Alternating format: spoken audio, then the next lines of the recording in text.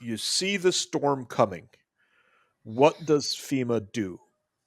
What we do as emergency management is we Steve, I'm gonna hit the start restroom. talking. We start talking to everybody and lining up who's the fire departments, what they're doing, what equipment they're needing, lining up who we need to get in there and fix the problem after the storm. Okay, so you're starting here at around T-0, T-2 or 3? Oh Or yeah. how Well, far we're out? actually 3 or 4 weeks out. You can't We see a know when storm these coming from seasons are 4 weeks. coming and we Well, you know know what's the going seasons on. are coming, sure, but We do a lot of training. We do a lot of tabletop exercises okay. where we plan out these things that potentials, We call it sandboxing. Yeah. sandboxing. And then we go in there and we can see the storms coming and we watch the radar.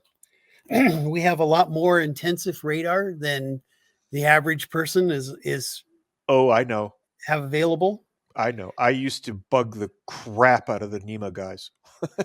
I knew where all of that stuff was buried. I would go bug the NEMA guys and get everything. And we're working with NORAD and we're working with Exactly. all these reporting agencies and radar. So we track everything.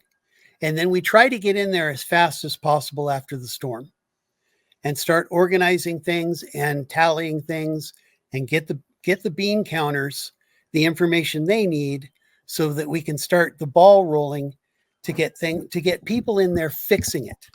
And I'm not talking about just let's go in there and save the people. Let's go in there and repair the power grid after this storm.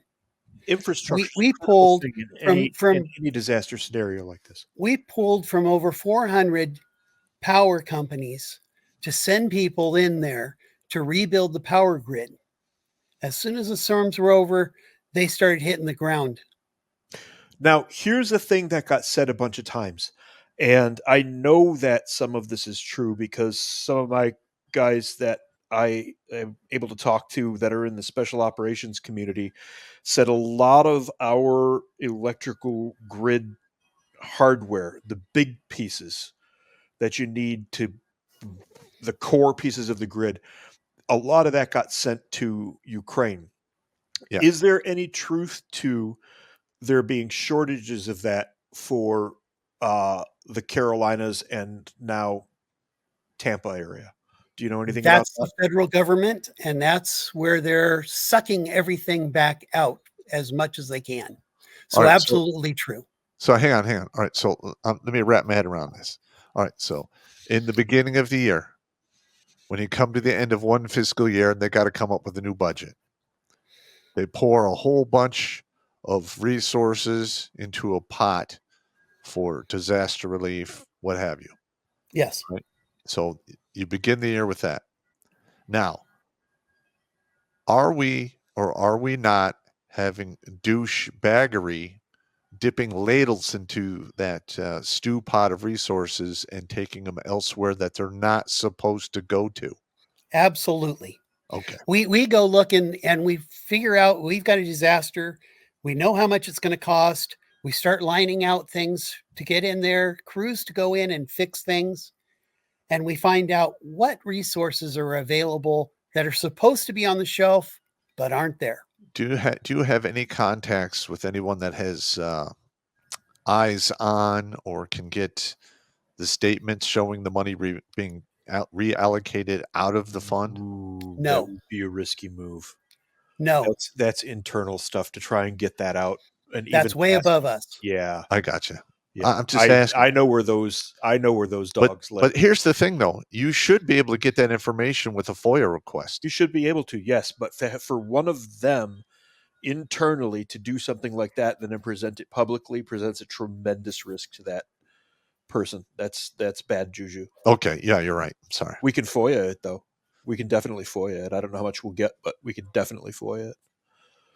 Yeah, I don't want to put anybody at risk. That's stupid. No, fair enough. Fair enough. And there's a million different sources that you could FOIA. Yeah. Who do you FOIA?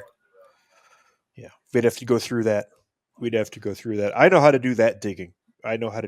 We had to get resources when I was overseas, and I'd have to sit down and dig it all up again. But there were channels within channels and the acquisition system is an absolute nightmare to deal with. Um, to get equipment, everything you had to have an NSN for everything. Yeah. And it And could we be don't work with that so much because we don't handle the major disasters as far as major planning. We're more local and dealing with the local fire department. And we go in and inventory the fire departments. We inventory the ambulance services and inventory everything that, what we've got, and then gather that information. And then we look at the resources we have and what we can do with those resources. How long does it take you to do the inventory for a buildup? We're going to go from where you're at right now into Ashleyville, North Carolina. How long would it take to do that roughly, ballpark? This inventory is done once a year or twice, once every 2 years for certain fire departments, and once a year for most fire departments. We go in and make sure that their gear is up to date, and that what is supposed to be on their docket is there. So do you guys have an advon?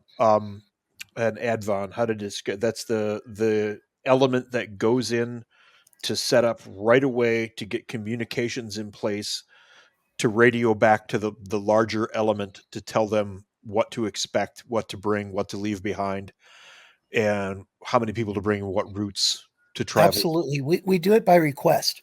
Excuse me. There's a web page that we use, web system that we use, and we request information or request equipment. Each emergency management needs something. And when they post it, somebody else will come on and say, I have it, we can deliver it. And then it gets moved to the position we need it. And then later, the refunding money for that, we bill everything. Most of the time we don't, 90% of the time we don't get paid.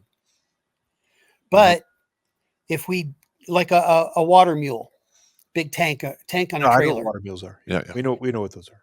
We get a request for one, we take it out. When we get it back, we have to clean it, make sure everything's potable and do that. We bill whoever got it. 90% of the time we don't get paid for it.